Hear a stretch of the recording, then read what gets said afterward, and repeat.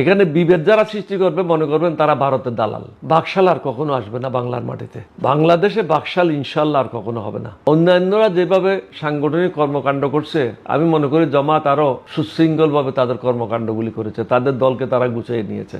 যদি যুদ্ধের সংখ্যায় 1,10,000 হয়, 30 লাখ মারা যাবে করতে। জনগণ নারী কি করতে এতগুলি মারা হয় নাই। শেখ মুজিব পাকিস্তান জেল থেকে ছাড়া পাওয়ার পরে গেল কোথায়? ব্রিটেনে গেল, ইউকেতে, লন্ডনে গেল।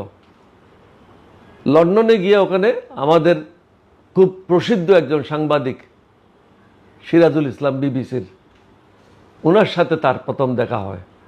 তিনি তখন সিরাজুল ইসলামকে জিজ্ঞাসা করছেন যে সিরাজ, সবাই আমাকে এক্সেলেন্সি বলতেছে কেন? বলছে, তখন উনি ওনাকে সম্বোধন করলেন বঙ্গবন্ধু হিসেবে। বলে, বঙ্গবন্ধু আপনি জানেন না বাংলাদেশ স্বাধীন হয়ে গেছে? বল, তাই নাকি? কখন হয়েছে বলো তো?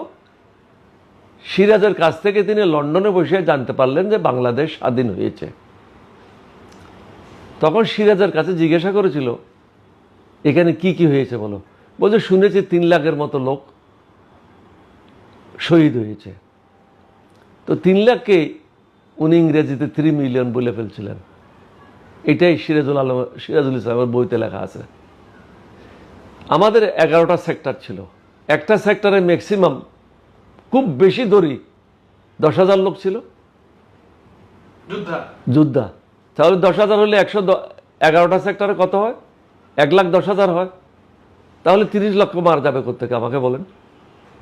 যদি যুদ্ধের সংখ্যায় 1,10,000 হয়, 30 লাখ মারা যাবে কোত্থেকে? জনগণ নারী কি করতে এতগুলি মারা হয় নাই? আপনার তথ্য তো আছে, তথ্য ছাড়া তো না। 30 লক্ষ লোক কি সোজা কথা বলতেছেন আপনি?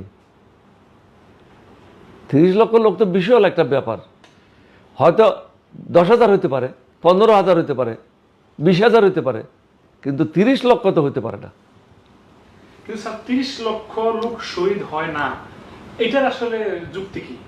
হয় না এর পেছনে গল্প? আপনাকে তো যুক্তি তো দিলাম, আপনাকে আর কিভাবে বলবো? যুদ্ধের সংখ্যা ছিল 1,20,000-এর বেশি না, 1,10,000-এর বেশি না। তাহলে এত লোক মারা যাবে কোত্থেকে যুদ্ধে? আর নিরপরাধ লোককে কজনকে তারা হত্যা করেছে? হয়তো 5,000 হইতে পারে, 10,000 হইতে পারে, লক্ষ লক্ষ লোককে তো হত্যা করে নাই।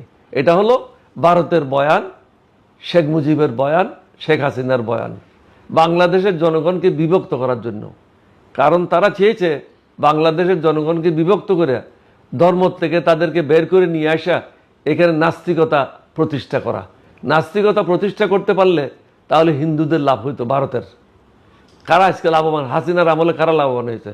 ভারত লাভবান হয়েছে। বাংলাদেশকে বিক্রি করে খেয়েছে, বাংলাদেশকে এগিয়ে যেতে দেয় নাই। আমার মনে হয় এখন বাংলাদেশের সমস্যা অন্যগুলি। আপনি 1971-এ চিপে খেলে ইকুর মতো কোনো লাভ হবে না। এখন জাতির সামনে যে সমস্যাগুলি আছে, এটার থেকে কীভাবে উত্তরণ হবেন, এগুলি নিয়ে আমরা আলোচনা করেছি। এটার মধ্যে আমরা সীমাবদ্ধ থাকি। হাসিনা কি করেছে? তাদের দলে যারা 5 বছরের ছেলে ছিল তাদেরকেও মুক্তিযুদ্ধ করেছে, যারা লন্ডনে ছিল তাদেরকেও মুক্তিযুদ্ধ করেছে, যারা রিফিউজি ক্যাম্পে ছিল তাদেরকেও মুক্তিযুদ্ধ করেছে, যারা আমেরিকাতে ছিল তারাও মুক্তিযুদ্ধ করেছে। মুক্তিযুদ্ধ মানে কি? যারা অস্ত্র নিয়ে সম্মুখ যুদ্ধে অংশগ্রহণ করেছে তারাই মুক্তিযোদ্ধা। ওই রকম মুক্তিযুদ্ধ যদি হয়, বাংলাদেশে যখন 9 কোটি লোক ভিতরে কষ্ট করেছে তারাও তো মুক্তিযোদ্ধা। আপনি যদি লন্ডনে বসে মুক্তিযোদ্ধা হতে পারেন, তাহলে আরেকজন লোক যশোরে বসে যে কষ্টের জীবন যাপন করেছে, লন্ডনে তার কোনো কষ্ট হয় নাই, আমেরিকাতে তার কোনো কষ্ট হয় নাই, বা অন্য দেশে যারা ছিল তাদের কোনো কষ্ট হয় নাই। কিন্তু বাংলাদেশে যারা ছিল তারা তো বিভিন্ন সময় পাকিস্তানিদের হাতে নিগৃহীত হয়েছে।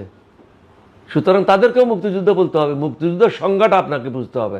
যারা অস্ত্র হাতে নিয়ে পাকিস্তানের বিরুদ্ধে সম্মুখ যুদ্ধে অংশগ্রহণ করেছে, অথবা মুক্তিযোদ্ধাদের সাথে থেকে যুদ্ধে অংশগ্রহণ করেছে, এছাড়া তো বাকিরা মুক্তিযুদ্ধ না।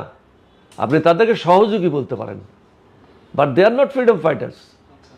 হাসিনা তো সবগুলি একাকার করে দিয়েছে, তার দলের লোকজনকে ভাতা দেওয়ার জন্য এটা ঠিক করেছে।